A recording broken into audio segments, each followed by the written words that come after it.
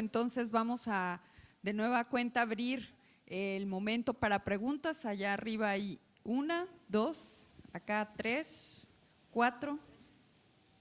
¿Qué es este tipo de imágenes aéreas? ¿Qué opinan acerca de las restricciones que pone el gobierno en México con respecto a lo que son los vehículos aéreos? Porque muchas veces los toman como posible herramienta de espionaje.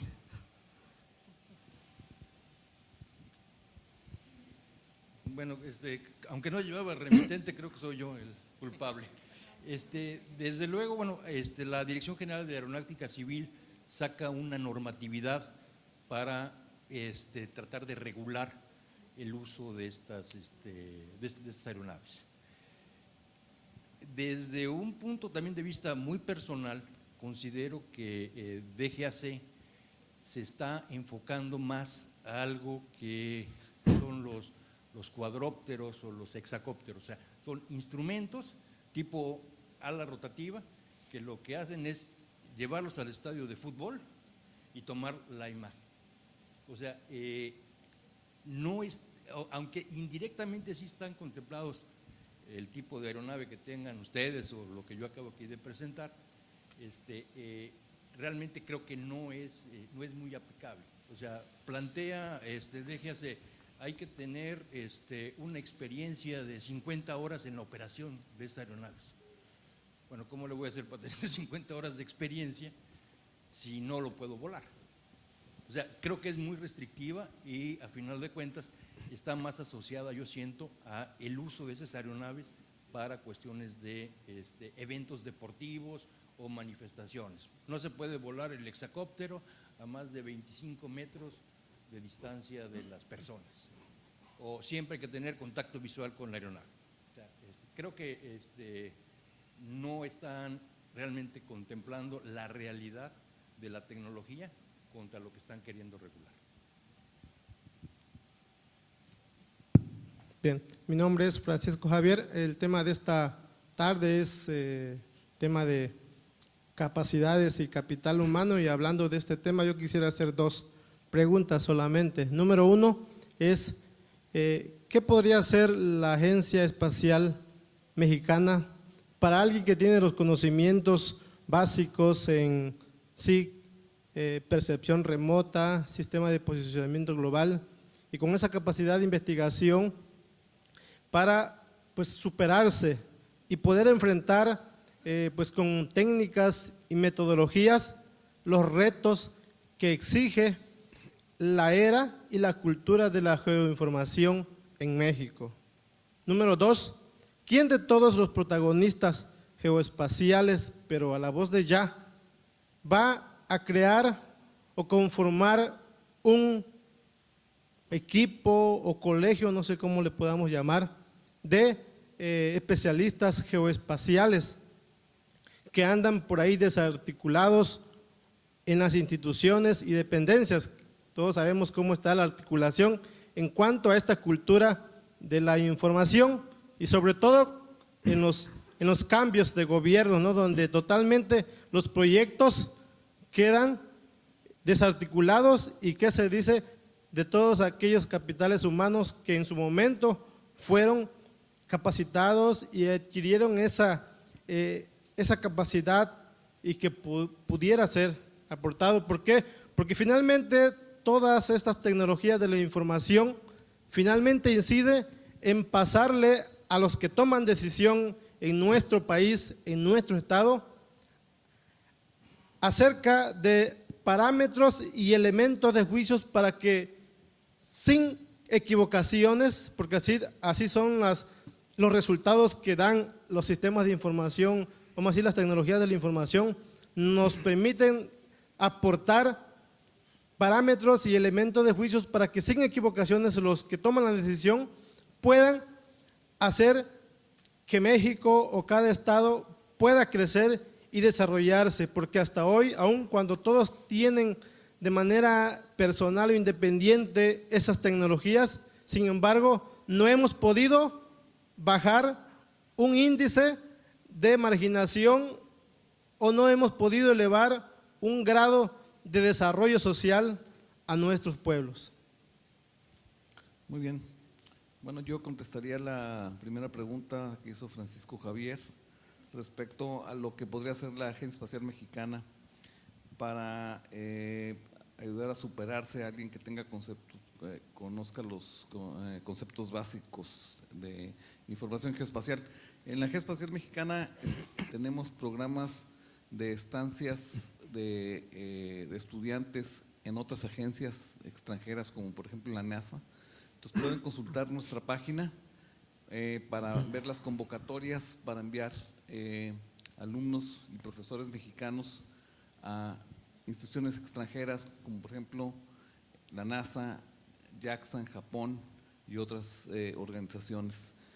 También estamos proponiendo que a través de CONACYT se generen becas específicas para el tema aeroespacial y geomático.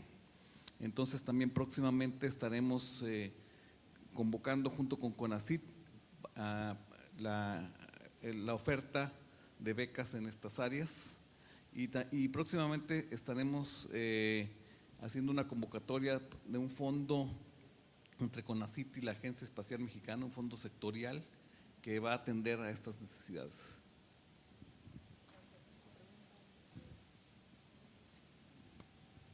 Bien, sí, doctor. Sí. Bueno, poco en el sentido del comentario anterior y de la afirmación de Pedro Álvarez, en el sentido de que si la información espacial no llega a la gente, no sirve para nada. Yo creo que en parte es la gran preocupación, efectivamente. Toda esta información que se genera debe llegar para servir a la gente, para solucionar problemas socioeconómicos, como se ha mencionado. Sin embargo, no todo el esfuerzo que se hace, especialmente en el campo científico y tecnológico, y que no llega a la gente, no sirve para nada. Yo creo que es muy importante matizar ese aspecto. Yo pongo un ejemplo, los dos ponentes anteriores, Víctor Carballo y Antonio Hernández, han dado ejemplos muy claros de estos esfuerzos que se hacen en la materia que han mencionado. Yo quisiera mencionar brevísimamente que, por ejemplo, en el ámbito científico, los expertos en cambio climático, los modeladores a nivel mundial de cambio climático, generan precisamente información geoespacial, es información geoespacial a través de modelos que tienen incertidumbres y que tienen problemas todavía muy, muy amplios. Sin embargo, es urgente la necesidad de adaptar medidas de adaptación al cambio climático en diferentes partes. Aquí en Tabasco es urgentísimo empezar a tomar medidas de adaptación frente al cambio climático. Entonces, ¿qué es lo que hace falta? Construir esos puentes entre la información, el estado del arte, el desarrollo científico, tecnológico y los tomadores de decisiones para avanzar en la medida de que esos puentes sean efectivos en la toma de las mejores decisiones, en este caso respecto al cambio climático, pero son muchas temáticas que causan desastres naturales, bueno, desastres naturales no existen, desastres asociados a fenómenos naturales y que impactan a la gente, y para eso se necesita información y necesita este puente entre el ámbito científico y tecnológico y los tomadores de decisiones. Yo creo que muchos ejemplos de lo que ha salido en las exposiciones del día de hoy aquí son ejemplos en ese sentido. Sí, gracias, doctor. ¿Alguien quiere comentar?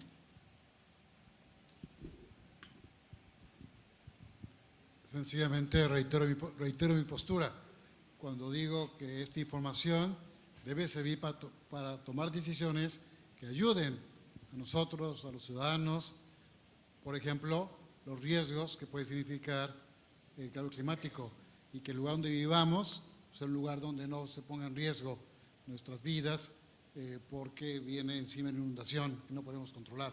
Es decir, no, quizá el matiz es que no es que yo mismo debe tener la información para saber dónde vivo, pero sí la autoridad que me gobierna, sí el municipio donde yo vivo, o sí las autoridades de protección civil.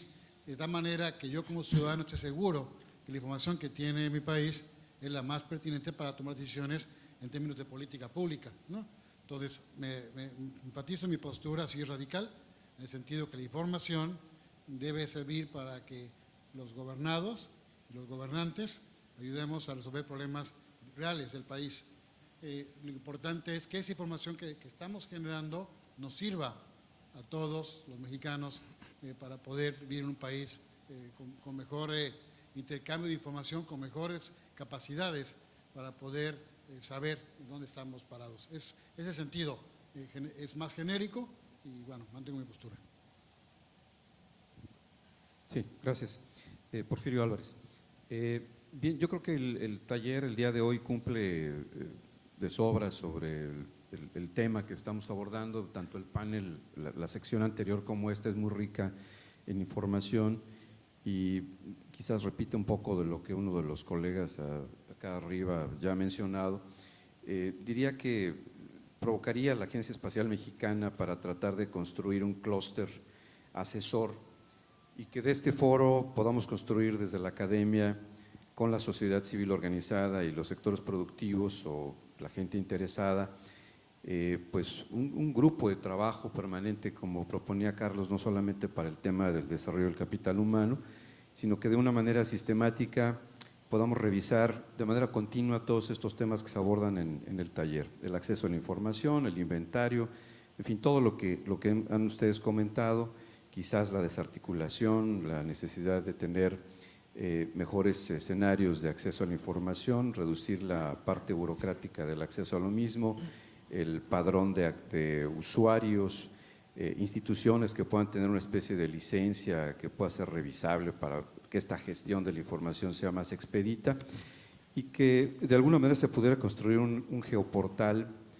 dado que ustedes son expertos en esta materia, pues construyamos un geoportal de toda esta riqueza que se tiene quizás en el mandato que tiene la Agencia Espacial Mexicana, por ahí ya venga esto diseñado, lo desconozco, pero me atrevo a proponerlo, para precisamente tener este inventario de capacidades.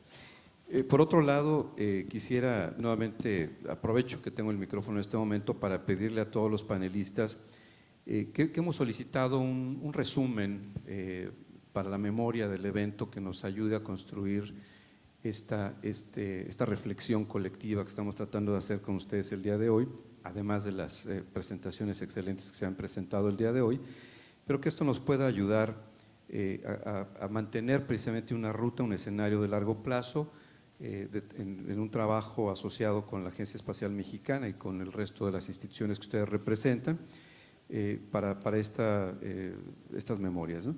Y finalmente, en el tema del capital humano, quiero comentar que la Cancillería Mexicana acaba de construir recientemente, y probablemente algunas de las instituciones que ustedes representan académicas ya participan ahí, el foro bilateral para fortalecer la educación superior y la investigación entre México y Estados Unidos, y se ha presentado un proyecto desde México a Estados Unidos donde se pretende enviar 100,000 estudiantes mexicanos a los Estados Unidos, y hay una gran apertura de las instituciones académicas norteamericanas para recibir estudiantes mexicanos.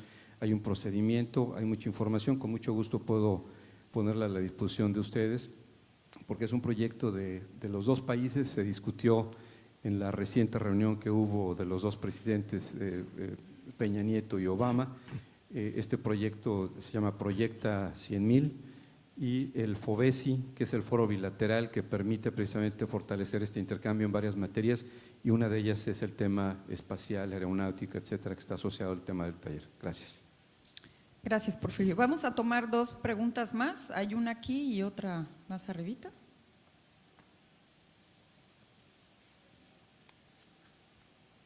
Sí, muchas gracias. Soy Luis Yáñez de la UAM. Son dos preguntas, o una pregunta primero dirigida a INEGI. Quisiera saber si es que ya no van a estar generando vuelos fotogramétricos, y si estos vuelos fotogramétricos digitales, que es lo que se estaban haciendo, ya no van a seguir existiendo, y también al mismo tiempo yo creo que se debería de tratar de conseguir también la información que se tiene de todos los vuelos digitales fotogramétricos como un acervo de información, sobre todo los vuelos que se hacen para cuestiones catastrales, que sería importante tener, así como las imágenes satélites, esto. Y la otra pregunta es que si tiene planteada la Agencia Espacial la generación precisamente de nuevos modelos de utilización de precisamente estas naves no tripuladas para generar nuestros propios híbridos que podrían tener espectroradiometría, cámaras digitales, etcétera, para generar nuestros propios productos de respuesta rápida, sobre todo en desastres, que es una de sus prioridades. Bueno, gracias. En relación a los vuelos fotogramétricos, te comento, INEGI tiene dentro de su concepto de tomar el territorio nacional, buena parte, digamos, en términos globales, el 80% con imágenes de alta resolución, el 20% restante a partir de también contratar, licitar fotografía aérea y la contratación de radar. Entonces, toda esa mezcla es lo que le va a permitir tener la cobertura nacional. Si bien ya no tiene flota aérea, sí está vigente la posibilidad de contratar vuelos donde se requiera y donde las imágenes no estén siendo tan eficientes como el resto del país. En cuanto a la recuperación de otro tipo de información, hay una reglamentación que va para todas las empresas que vuelan a nivel nacional, en el sentido de que manden esa información al INEGI. Obviamente, pues hay dificultades o a veces la empresa dice yo no soy el dueño es el gobierno que me pagó, pídeselas al gobierno y el gobierno dice no, es la empresa que la tomó. Entonces, en ese tipo de cuestiones se está afinando la ley para que dispongamos de ese acervo y esté disponible tanto para los externos como para los internos. Eso es lo que actualmente se está logrando en la recuperación de vuelos de terceros. Por lo que respecta a la Agencia Espacial Mexicana, estamos en pláticas con INEGI, con las Fuerzas Armadas, para el uso de UAVs para la generación de información geomática. Es lo que les puedo decir, o sea, sí está dentro de los planes de la Agencia Espacial Mexicana el utilizar UAVs junto con otras instituciones para la generación de información geomática. Mi nombre es Juan Carlos Jiménez García, pertenezco a un club astronómico aquí en Tabasco, Alpha Centauri. Nosotros realizamos actividades aquí en el municipio de Villahermosa y también llevamos estas actividades a los diferentes municipios de aquí de Tabasco. La Agencia Espacial Mexicana considera actividades en cuanto a la astronomía como, no sé, materia básica para el interés de todo lo que es la actividad geoespacial. Desde luego, la astronomía es una de las disciplinas que fomentamos entre los jóvenes y los niños a través de una dirección, la Dirección de Divulgación de la Ciencia y Tecnología Espacial, y tenemos algunas actividades. Tenemos un programa que se llama Jóvenes hacia el Espacio, en donde realizamos visitas a observatorios astronómicos, y por aquí está el director de esa área de la Agencia Espacial Mexicana, Mario Arreola. Puedes conversar con él, pueden conversar con él los que tengan inquietudes de desarrollar aquí en el estado actividades relacionadas con divulgación de la ciencia y tecnología espacial, especialmente entre jóvenes y niños. Sí, gracias. Bueno, tomamos la última pregunta y con ella cerramos ya la sesión de esta tarde. Ok, gracias. Mi nombre es Laura Bello y mi pregunta es muy sencilla. Es en relación al sector productivo. ¿Qué hay en base a los sensores de emisiones a la atmósfera? ¿Se han tenido estudios? ¿Hay algunos registros? Básicamente. Si entiendo bien la pregunta, y te voy a contestar lo que yo sé del tema, tiene que ver, un solo ejemplo, el tema de los mecanismos RED, que son los mecanismos de reducción de emisiones por efectos de deforestación o degradación evitada, y ese mecanismo está midiendo las posibilidades de captura de carbono o evitar fragmentación de tierras o deforestación en general en el territorio, y está creando un mecanismo a través de lo que mostró en la mañana algunos de los panelistas y luego Reiner, que es los mecanismos de monitoreo, reporte y evaluación. de tal manera que tú tengas la manera de ir midiendo cómo se está evitando la deforestación y eso evita emisiones a la atmósfera. Y eso se están buscando mecanismos de compensación. Hay países que están apostando mucho por ello y otros países como México van mucho más despacio porque no estamos muy seguros que ese sea el único mecanismo que hay que implementar porque está fluctuando mucho sobre los fondos internacionales para evitar de esta vía los mecanismos. La única diferencia es que en las convenciones de cambio climático antes no se da un valor a los esfuerzos de conservación de bosques y selvas y ahora ya se están incorporando como mecanismos que debe reconocer el Sistema de Naciones Unidas para favorecer aquellas prácticas que están evitando emisiones a la atmósfera, ¿no? Entonces hay un poco esa discusión a nivel mundial y México está avanzando mucho en crear metodologías que puedan medir con efectividad, pero a bajo costo, estos mecanismos. Porque ahorita los pagos que significan por hectárea los mecanismos de medición son tan caros que no justifica una compensación por algún bono internacional. Entonces, la CONAVIO está encabezando un grupo que está buscando metodologías muy precisas, pero muy de muy bajo costo, para poder generar evidencias, para poderse mostrar en los foros internacionales. Espero eso ayude a tu pregunta.